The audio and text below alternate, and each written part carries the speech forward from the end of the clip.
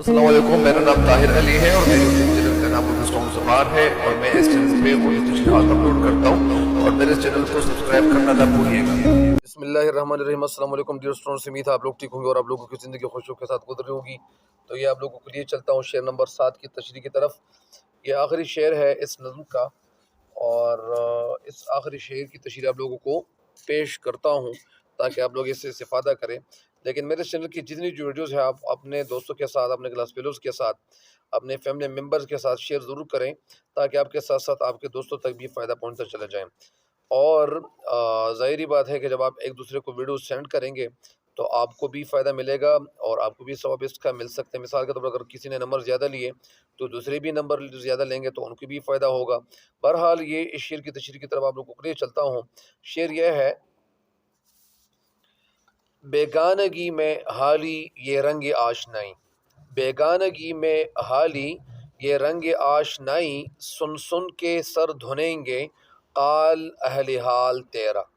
बेगानगी का मतलब है नावाकिफियत, बेगानापन, पराया जिसको कहते हैं। जो बेगाना हो मतलब जो अपना ना हो, जो नाअशना हो, नावाकिफ हो और बेगाना हो।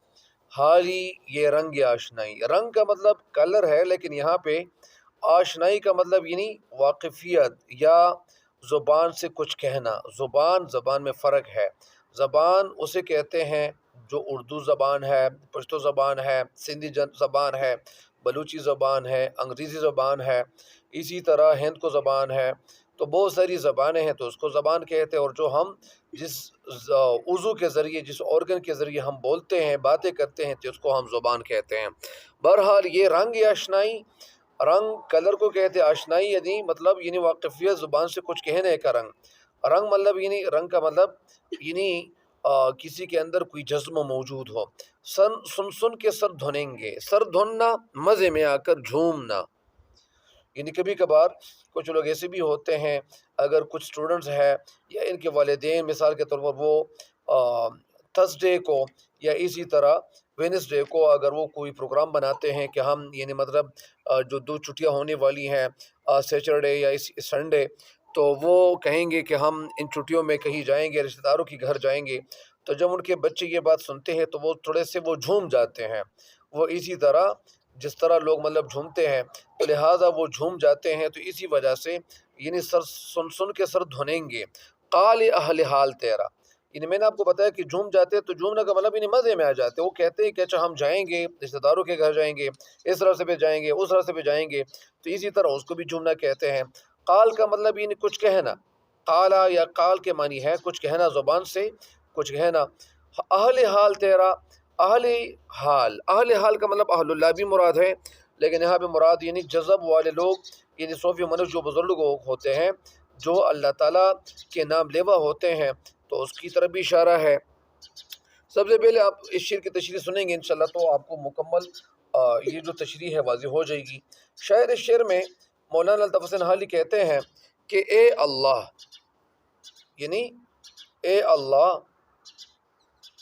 शायर मौलाना अल्ताफ़ हुसैन हाली यानी इस शेर में कहते हैं कि ए अल्लाह, जो लोग तेरे हुक्म की बजाआवरी नहीं करते, अल्लाह ताला जो लोग यानी तेरे अहकाम पे अमल नहीं करते और तेरी बातों पे अमल नहीं करते, तो उनको भी अपने करीब लाता है, तो उन पे भी रहम करता है, उनको भी अता करता है। और तेरी ये बेनियाजी देख कर सब तेरे मानने वाले तेरी तारीफ करते हैं। ज़ाहिरी बात है कि अल्लाह ताला किसी के अंदर या इसी तरह कोई फ़र्क नहीं रवा रखता, हर इंसान को अल्लाह ताला अता करता है। अगरचे कुछ लोग, ज़्यादातर लोग ऐसे भी हैं कि अल्लाह ताला के अहकाम पे अमल नहीं करते, लेकिन उनको भी अल्लाह ताला ने दिया हुआ होता है, उनको भी अल्लाह ताला ने दौलत अता कर रखी होती है। कुछ लोग ज़्यादा अल्लाह ताला की इबादत करते हैं, उन लोगों को यानी दूसरे लोगों के मुकाबले में कुछ कम दौलत अता कर रखी होती है। लिहाजा शेर यहाँ कहते हैं कि अल्लाह ताला अगर कोई तेरे अहकाम पे अमल करता है, नमाज पढ़ता है, रोज़ा रखता है, ज़कात देता है, हज अदा करता है और तेरी इबादत करता है, लेकिन उनको तो तू मतलब यानी اگر کچھ لوگ ایسے بھی ہوتے ہیں کہ وہ اللہ تعالیٰ تیرا کام پہ عمل نہیں کرتے، لیکن اللہ تعالیٰ تو نے ان کو بھی بہت کچھ دیا ہوا ہوتا ہے، وجہ کیا ہے، اس میں کیا وجہ ہو سکتی ہے؟ لیکن شاعر کہتے ہیں کہ اے اللہ تعالیٰ مطلب اور تیری یہ بنیادی دیکھ کر سب تیرے ماننے والے تیری تعریف کرتے ہیں، وہ تیری رحمت پر خوش ہوتے ہیں اور تیرا نام لیوا بن جاتے ہیں۔ مثلا اللہ تعالیٰ نے کسی کو کچھ نعمت عطا کر رکھی ہوتی ہے تو وہ تو ظاہری بات ہے، لیکن کچھ لوگ ایسے بھی ہوتے ہیں کہ اگر وہ مطلب نماز نہیں پڑھتے، اللہ کے احکام پہ عمل نہیں کرتے، لیکن اس کے باوجود اللہ تعالیٰ کی جو رحمت ہے وہ سب کے لیے یکساں ہوتا ہے۔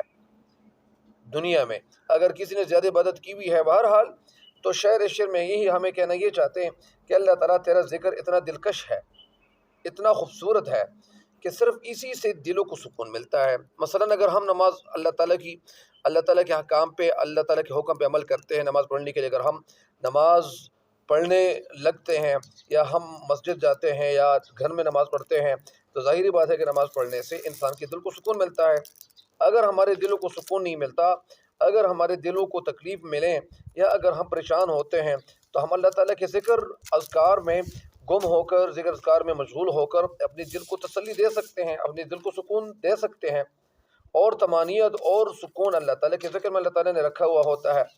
تو جو لوگ تیری یاد سے غافل ہے اور غفلت میں پڑے ہوئے ہیں، تیرا کام پہ عمل نہیں کر رہے اور تجھ سے بے تعلق ہے اور تیرے ساتھ ان کا کوئی تعلق نہیں بنا ہے، مطلب وہ نافرمانی پہ نافرمانی کرتے جا رہے، تو جب ان کے سامنے تیرا ذکر کیا جاتا ہے اور تیرا ذکر ان کے سامنے کیا جاتا ہے تو ان کے دلوں میں تیری محبت جاگ پڑتی ہے، ان کے دلوں میں تیری محبت پیدا ہو جاتی ہے۔ ظاہری بات ہے کہ اگر اللہ تعالیٰ نے ان کو بہت کچھ دیا ہوا ہوتا ہے، ان کے سامنے جب اللہ تعالیٰ کا ذکر کیا جاتا ہے تو ان کے دل مطلب وہ کیا ہو جاتے ہیں، مطمئن ہو جاتے ہیں، اور ان کے دلوں میں بھی اللہ تعالیٰ کی محبت جو ہوتی ہے وہ جاگ جاتی ہے اور وہ سکون حاصل کر لیتے ہیں۔ جس طرح اللہ تعالیٰ کے ارشاد ہے اللہ تعالیٰ کے کلام میں، اور اس آیت کا ترجمہ کچھ یوں ہے: بے شک اللہ کے ذکر سے دلوں کو سکون ملتا ہے، بے شک اللہ کے ذکر سے دلوں کو سکون ملتا ہے۔ تو شاعر کہنا یہ چاہتے ہیں کہ جب کسی محفل میں تیری حمد پڑھی جاتی ہے تو سننے والوں پر سکون کی کیفیت طاری ہو جاتی ہے اور وہ بھی تیری تعریف کرنے لگتے ہیں۔ تو اس شعر کی تشریح تو یہی بھی ہے، لیکن ساتھ ساتھ اس شعر میں شاعر نے مطلب اپنی تعریف بھی کی ہوئی ہے، اپنی تعریف بھی بیان کی ہوئی ہے۔ مطلب شاعر اس شعر میں تعریف کیا بیان کرتے ہیں، اپنی تعریف اس لیے بیان کرتے ہیں کہ شعر میں کچھ یوں بھی کہتے ہیں کہ شعر میں کہنا یہ چاہتے مولانا الطاف حسین حالی اپنی تعریف کرتے ہوئے کہتے ہیں کہ اللہ تعالیٰ اگرچہ میں مطلب تیرے احکام پہ عمل نہیں کر رہا ہوں، میں تیرے احکام پہ بھرپور عمل نہیں کر رہا ہوں، لیکن میں نافرمان بندہ بھی ہوں، اور اللہ تعالیٰ میں نافرمان بندہ ہونے کے ناطے اللہ تعالیٰ میں نے تیری تعریف اتنی خوبصورت انداز میں کی ہوئی ہے، اللہ تعالیٰ تیری مدحت میں نے اتنی خوبصورت انداز میں نے بیان کی ہوئی ہے کہ وہ لوگ جو اللہ تعالیٰ کے حکام پہ عمل نہیں کر رہے، وہ لوگ بھی جب تیری یہ تعریف سنتے ہیں تو تیری تعریف سن کر وہ بھی متاثر مطلب وہ ہو جاتے ہیں، اور میرے اس اشعار کے اثر سے وہ بھی مطلب دور نہیں ہوتے، ان کے اوپر بھی، ان کے دلوں پہ بھی وہ اثر ہوتا ہے۔ جس طرح مطلب جو ہمارے قومی شاعر ہے علامہ محمد اقبال رحمۃ اللہ علیہ، جو جواب شکوہ کا جو پہلا شعر ہے کہ وہ یہ ہے کہ دل سے جو بات نکلتی ہے اثر رکھتی ہے، دل سے جو بات نکلتی ہے اثر رکھتی ہے، پر نہیں طاقت پرواز مگر رکھتی ہے۔